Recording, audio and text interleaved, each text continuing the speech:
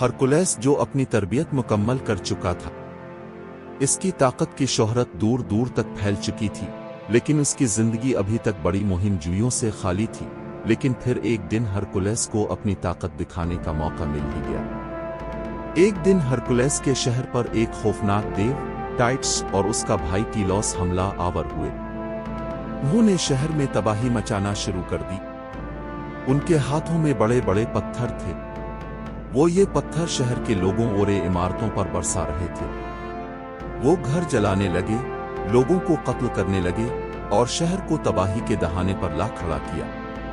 Tights कोई मामूली देव ना था, वो मीनवी का बादशाह था, जिसकी ताकत और जुल्म की दास्तानें हर तरफ मशहूर थी। इसका जिस्म पहाड़ जितना मजबूत था, इसकी आंखें आग की तरह चमकती थीं और उसकी तलवार से बहने वाला खून जमीन को सुर्ख कर देता था।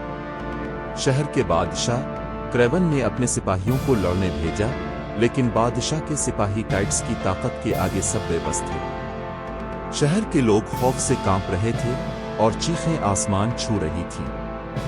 बादशाह क्रेवन ने देव से मुकाबले के लिए हरकुलेस को बुलाया, जो उस वक्त शहर में रहता था। बादशाह ने हरकुलेस से कहा कि अब तुम ही हमारी आखिरी उम्मीद हो। ये जालिम देव हमारा शहर तबाह कर देगा। अगर तुम शहर को बचा लो तो मैं अपनी बेटी मिगारा की शादी तुमसे करवाऊंगा। हरकुलेस, जिसका दिल हमेशा पहले ही इस देव टाइट्स से लड़ने के लिए मचल रहा था, ने फौरन हथियार उठा लिया। इसके चेहरे पर कोई खौफ न था।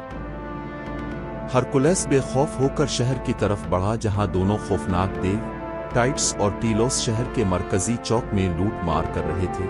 हरकुलेस मैदान में उतर आया। इसके हाथ में एक भारी लाठी थी, जो उसे इसके उस्ताद आम्फोट्रेविन ने इसे दी थी, और उसकी आंखों में जूस की दी हुई ताकत झलक रही थी। टीलॉस देव ने पहले हरकुलेस को देखा और हंस पड़ा, तो ये छोटा सा इंसान हमें रोकने आया है। टीलॉस ने अपनी ताकतवर बाजू उठाई और हरकुलेस पर हमला कर दिया, लेकिन हरकुलेस ने अपनी लाठी मारकर उसके हाथ को जख्मी कर दिया। टीलॉस देव हरकुलेस की फुर्ती और ताकत देखकर खौफजदा होकर भाग गया और थीबस के दरवाजों से बाहर फरार हो गया। अब हरकुलेस का टाइट्स देव से मुकाबला था, जो वाकई एक जालिम देव था। टाइट्स ने गुर्राते हुए हरकुलेस पर अपनी भारी ताकतवर और भारी हाथों से हमला किया। हरकुलेस ने अपनी लाठी से देव के हर वार का मुकाबला किया और धड़ा धड़ की आवाजें आसमानों तक पहुंच गई। टाइट्स की ताकत बहुत ज्यादा थी। उसने हरकुलेस को जमीन पर पटक दिया और उसकी लाठी टूट गई।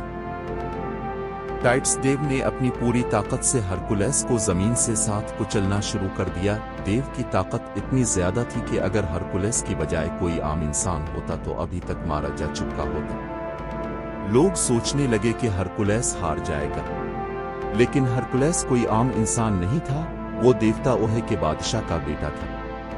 हरकुलेस की देवताई ताकत जाग उठी। उसने खाली मुट्ठियों से टाइट्स को पकड़ लिया।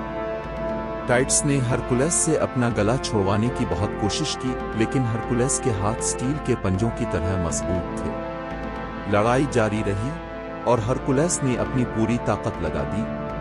आखिरकार उसने टाइट्स का गला दबा दिया। देव की आंखें फटने लगी, इसका जिस्म लरजने लगा और एक जोरदार चीख के साथ वो बेजान होकर जमीन पर गिर पड़ा। हरकुलेस ने अपनी गैर मामूली ताकत से टाइट्स को गला दबाकर मार डाला, जबकि दूसरा देव टीलॉस भागने में कामयाब हो गया।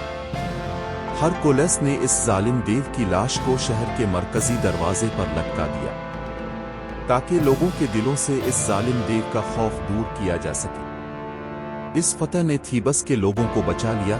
शहर के लोग खुशी से झूम उठे। बाद अज़ां हरकुलेस ने देव की लाश को शहर के बाहर फेंक दिया, जहां वो आज भी एक सबक की अलामत है। हरकुलेस का ये कारनामा उसके बेमिसाल ताकत का सबूत था।